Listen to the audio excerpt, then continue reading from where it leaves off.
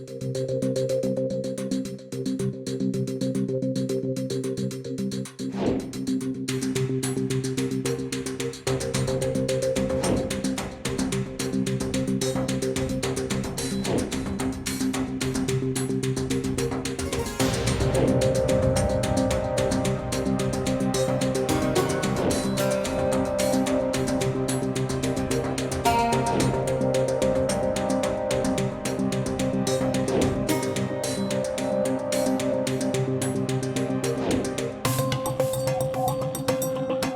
अभी तक तो ऑब्वियसली पूरा एस्टीमेट जो लिया जा रहा है वो यही है कि ये एक एक्सीडेंट है जो कि वेदर कंडीशंस के कारण और वेदर कंडीशंस के साथ हो सकता है ह्यूमन एरर यानी कि पायलट का एरर कंबाइन हो गया हो।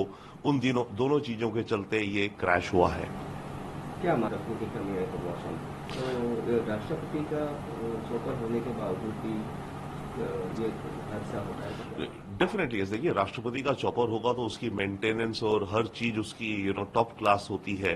परंतु एक बात है, ये जो हेलीकॉप्टर था ये अमेरिकी ओरिजिन का था, तो पुराना हेलीकॉप्टर था। और याद रखिए, ईरान सैंक्शंस में है अमेरिका द्वारा बड़े लंबे समय से।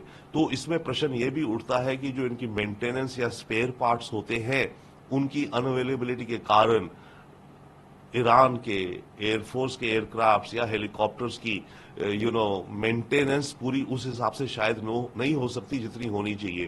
परंतु फिर भी जो प्रेसिडेंट को कैरी कर रहा है हेलीकॉप्टर, वो आई थिंक ईरानियन अथॉरिटीज के अकॉर्डिंग तो फुल्ली प्रॉपरली टेक्निकल रूप से पूरा स्ट्रांग होगा, पूरा फिट होगा, तभी उसको वो उड़ाते हैं। क्योंकि अपने टॉप ऑफिशियल्स को वो किसी ऐसे अनमेंटेन्ड या इल इक्विप्ड हेलीकॉप्टर से नहीं ट्रांसपोर्ट करेंगे।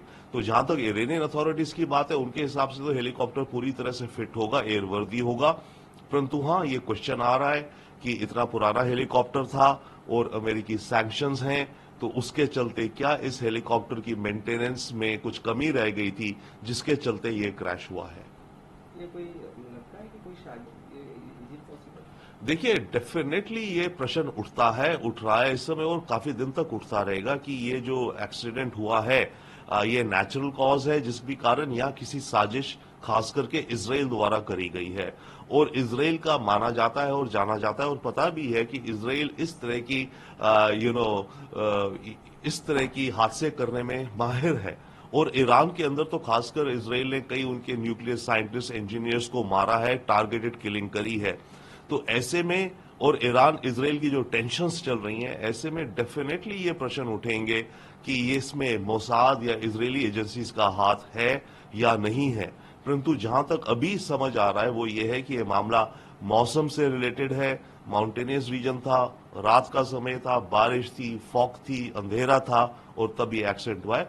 बट बिल्कुल यस, इस समय तभी तो दुनिया इस समय टेंशन में, अमेरिका भी इस समय टेंशन में सारी तरफ अगले 24-48 घंटों में कि कहीं ये ऐसा तो नहीं है ये साजिश थी इजराइल द्वारा। और अगर नहीं भी थी, ईरान की लीडरशिप अगर इस बात को मान ले कि ये साजिश थी और ये मोसाद ने कराया है, तो फिर ईरान का कुछ रिएक्शन हो सकता है। तो ये खतरा है अभी फिलहाल अगले 48-72 घंटों के लिए। तो क्या देखिए, आने वाले वक्त में फिलहाल के लिए तो एक तो ईरान के अंदर रिएक्शन देखना होगा कि ईरान की पब्लिक में किस तरह का इमोशनल रिएक्शन आता है। अगर ईरान की पब्लिक इमोशनल रिएक्शन में इजराइल को ब्लेम करती है, चाहे कि कोई तथ्य ना भी हो, तब ईरान की लीडरशिप को शायद कुछ अपना कदम उठाना पड़ेगा दिखाने के लिए भी देखो हम भी कुछ कर सकते हैं। तो एक खतरा फिलहाल है।